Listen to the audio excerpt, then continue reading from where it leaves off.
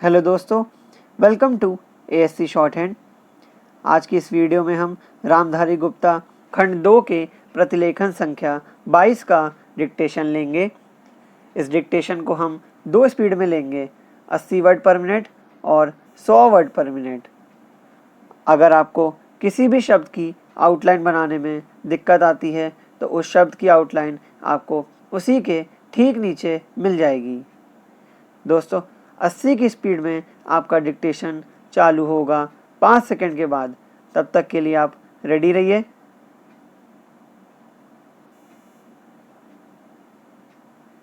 Start. महोदय, सरकार की ओर से इन भाषा संस्थानों को विषय संरक्षण तथा सुविधाएं प्राप्त हैं। यह द्विभाषी केवल पर्यटन से जुड़े हुए हों ऐसा नहीं है।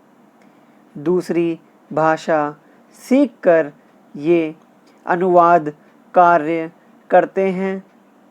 प्रकाशन संस्थानों में जनसंचार माध्यमों में तथा विज्ञान निकायों में प्रतिष्ठित अनुवादक के रूप में जाने जाते हैं।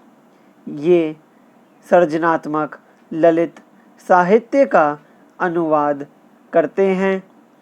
विदेशी समाचारों का अपनी भाषा में तथा बल्गारिया के समाचारों का विदेशी भाषाओं में अनुवाद करते हैं। ये अनुवादक अपनी अपनी भाषा के विशेषज्ञ माने जाते हैं। यदि आप कभी बल्गारिया जाएं तो आप देखेंगे कि आप चाहे इनकी भाषा ना जानते हो, किंतु आपकी भाषा जानने वाले आपको ज़रूर मिलेंगे। अभी कुछ महीने पहले की ही तो बात है जब भारत के राष्ट्रपति डॉक्टर शंकर दयाल शर्मा बल्गारिया गए। वहाँ बल्गारिया वासियों ने हिंदी में उनका स्वागत किया और भारत संबंधी प्रश्न भी उन्होंने राष्ट्रपति जी से हिंदी में ही किए। भारतीय प्रतिनिधिमंडल के लिए यह सुखद आश्चर्य था। वस्तुतः अनुवाद या भाषांतरण उनके लिए व्यावसायिक अनिवार्यता है।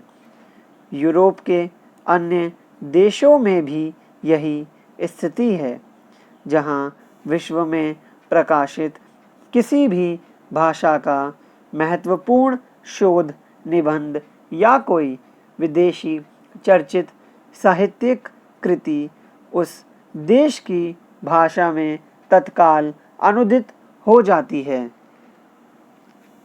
इतिहास साक्षी है कि ईसाई धर्म के प्रचार में अनुवाद की भूमिका कितनी महत्वपूर्ण रही है। ईसाई धर्म के विश्वव्यापी प्रचार के लिए बाइबल के अनुवाद की व्यापक योजना बनाई गई। अनुवाद ने ही बाइबल को भारत के गांव-गांव, यहाँ तक कि आदिवासी क्षेत्रों तक पहुँचा दिया। बाइबल के बाद सबसे अधिक भाषाओं में और एक ही भाषा में कई बार भगवद गीता का अनुवाद हुआ। भारतीय दर्शन और प्रतिभा को समझने की लालसा ने विदेशियों को प्रेरित किया कि वे गीता का अनुवाद अपनी भाषा में करें। आज विश्व की सभी प्रमुख भाषाओं में गीता का अनुवाद आपको मिलेगा। अवधी भाषा में लिखित रामचरितमानस भी देश और विदेश की अनेक भाषाओं में अनुदित होकर विश्व साहित्य का अनुपम ग्रंथ बन गया है। वस्तुतः अनुवाद ही वह माध्यम हैं जो देशीय रचना को भौगोलिक सीमा से मुक्त कर विश्व मंच पर प्रतिष्ठित करता है। गीतांजलि की ख्याति का एक प्रमुख कारण उसका विदेशी भाषाओं में अनुदित होना भी है। अनुवाद दो भाषाओं के मध्य सेतु का काम करता है और दो संस्कृतियों को निकट लाता है। अनुवाद की नींव है दो भाषाओं का ज्ञान और उन भाषाओं पर व्याकरण और शैली की दृष्टि से ऐसा पूर्ण अधिकार कि अनुवादक एक भाषा, भाव व विचार राशि को दूसरी भाषा में पूर्णतः इस प्रकार रूपांतरित करे कि पाठक मूल रचना की संवेदना से भी परिचित हो सके तथा अनुवाद पढ़कर उसे मूल का सा आनंद भी मिल सके। यही लक्ष्य अनुवादक के लिए समस्या उत्पन्न करता है और इसी में उसके कौशल की पहचान भी होती है। स्रोत भाषा का ज्ञान अनुवादक के लिए इसीलिए अपरिहार्य माना जाता है। स्टॉप। दोस्तों, इसी डिक्टेशन को अब हम 100 वर्ड पर मिनट की स्पीड से लेंगे और आपका समय चालू होगा 5 सेकंड के बाद। तब तक के लिए आप रेडी रहिए। स्टार्ट। महोदय, सरकार की ओर से इन भाषा संस्थानों को विषय संरक्षण तथा सुविधाएं प्राप्त हैं। यह द्विभाषी केवल पर्यटन से जुड़े हुए हों ऐसा नहीं है।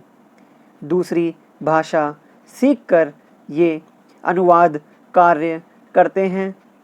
प्रकाशन संस्थानों में जनसंचार माध्यमों में तथा विज्ञान निकायों में प्रतिष्ठित अनुवादक के रूप में जाने जाते हैं।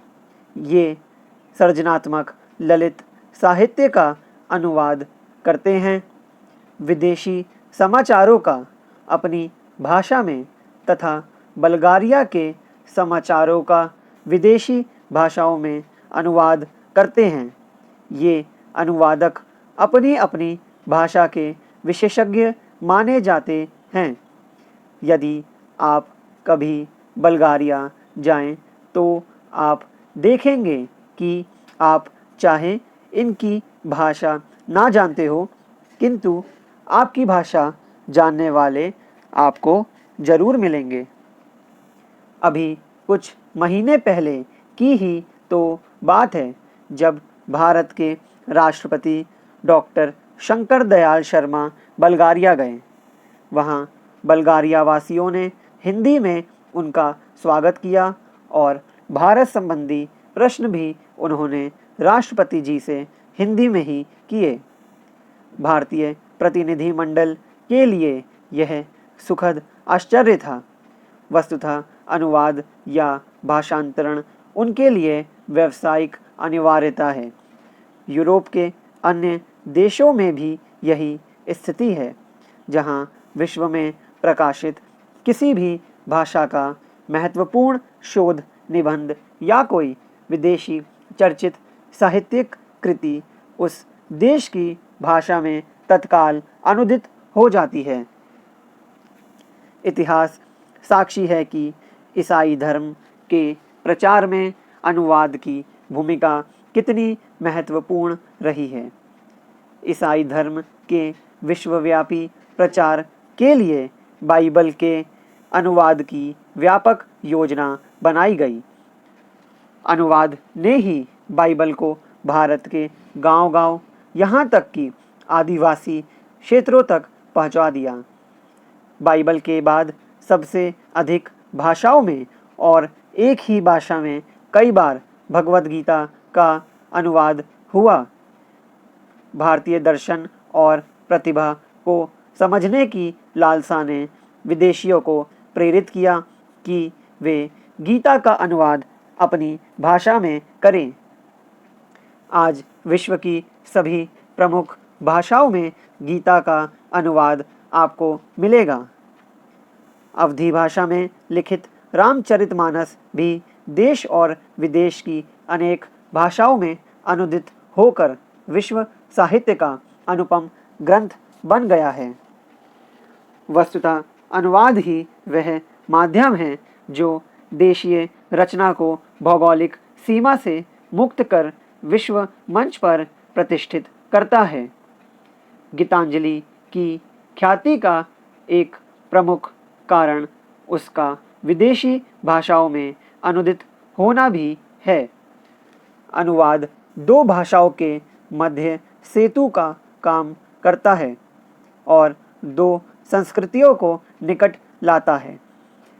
अनुवाद की नींव है दो भाषाओं का ज्ञान और उन भाषाओं पर व्याकरण और शैली की दृष्टि से ऐसा पूर्ण अधिकार कि अनुवादक एक भाषा, भाव व विचार राशि को दूसरी भाषा में पूर्णतः इस प्रकार रूपांतरित करे कि पाठक मूल रचना की संवेदना से भी परिचित हो सके तथा अनुवाद पढ़कर उसे मूल का सा आनंद भी मिल सके।